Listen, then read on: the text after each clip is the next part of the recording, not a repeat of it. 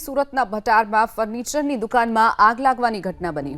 અંબિકા ઇન્ડસ્ટ્રીઝમાં રાજવીર ફર્નિચરની દુકાનમાં આગ લાગી હતી। ફાયરની 10થી પણ વધુ ગાડીઓ ઘટના સ્થળે પહોંચી છે।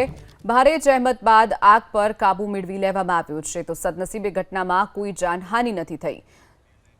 તો સુરતના ભટાર વિસ્તારમાં ફર્નિચરનું જે ગોડાઉન આવ્યું હતું ત્યાં એકાએક આગ લાગી હતી।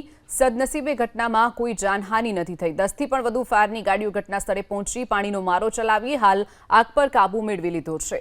અંબિકા ઇન્ડસ્ટ્રીઝમાં રાજવીર ફર્નિચરની દુકાનમાં આગ લાગી હતી। ફાયરની 10થી પણ વધુ ગાડીઓ ઘટના સ્થળે પહોંચી છે।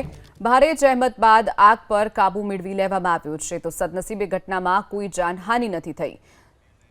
તો સુરતના ભટાર વિસ્તારમાં ફર્નિચરનું જે ગોડાઉન આવ્યું હતું ત્યાં એકાએક આગ લાગી હતી। સદનસીબે ઘટનામાં કોઈ જાનહાનિ નથી થઈ। 10થી પણ વધુ ફાયરની ગાડીઓ ઘટના સ્થળે પહોંચી પાણીનો મારો ચલાવી હાલ આગ પર કાબુ મેળવી લીધો છે।